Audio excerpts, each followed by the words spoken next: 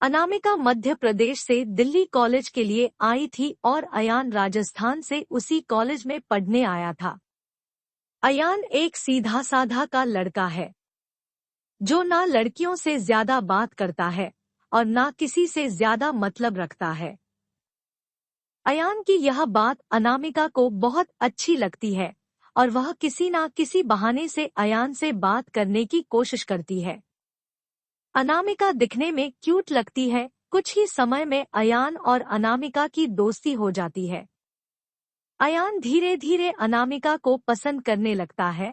दोनों दिन भर कॉलेज में बातें करते अपने घर लाइक डिसलाइक को शेयर करते हैं और कुछ समय में बहुत अच्छे दोस्त बन जाते हैं। अयान की लाइफ में पहले कभी कोई लड़की आई नहीं थी, जबकि अनामिका के पहले दोस्त थे और वह सबसे बात करती है। अयान को यह पसंद नहीं था। एक दिन बातों ही बातों में अयान अनामिका को अपने दिल की बात बता देता है।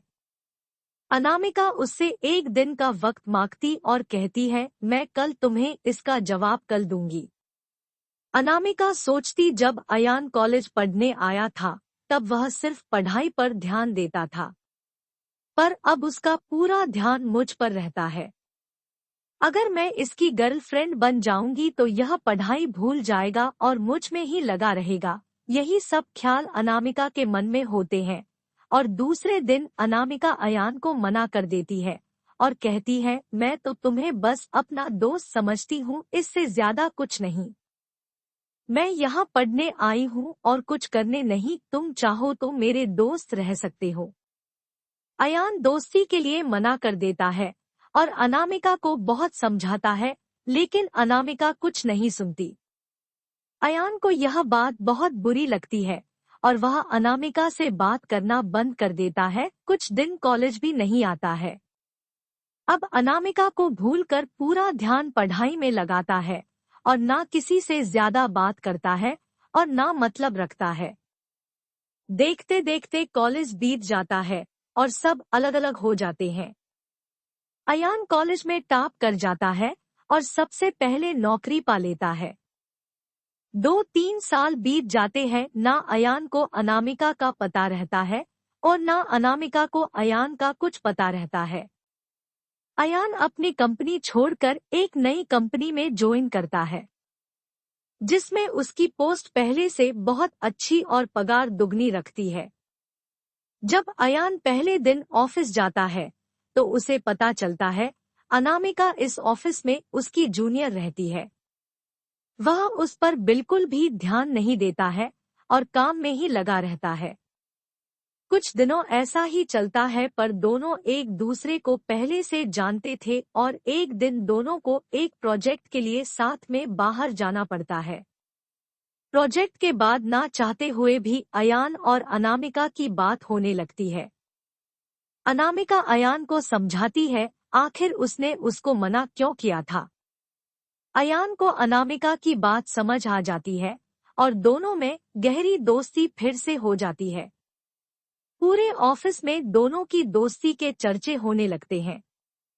अयान सीधा साधा लड़का रहता है, उसको ज्यादा कुछ समझ में नहीं आता है। अयान कुछ समय बाद अनामिका को डिनर पर ले जाकर फिर से प्यार का इजहार करता है। अनामिका इस बार अयान से मना नहीं करना चाहती, पर उसके पास कोई चारा नहीं है क्योंकि कुछ ही दिनों में उसकी शादी होने वाली रहती है।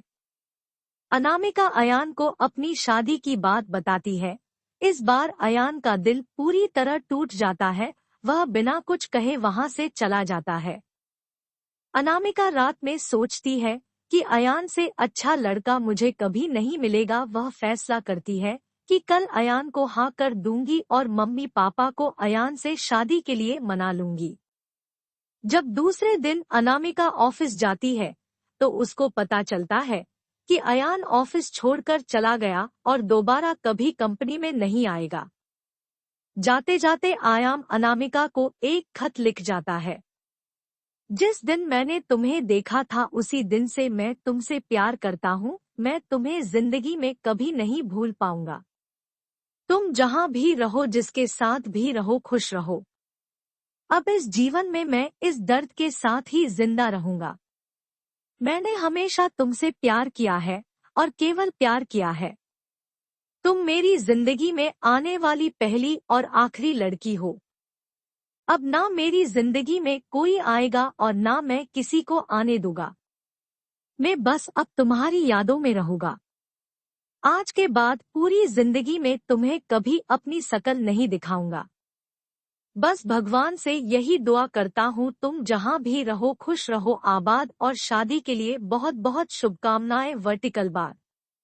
अनामिका आयान को खोजने की बहुत कोशिश करती है, पर कई साल के बाद भी उसको अयान नहीं मिलता और वह अपने माँ बाप की पसंद के लड़के के साथ शादी कर लेती। इस तरह दोनों हमेशा हमेशा के लिए एक दूसरे से बिछड़ गए और दर्द के साथ अपनी जिंदगी व्यतीत करते हैं।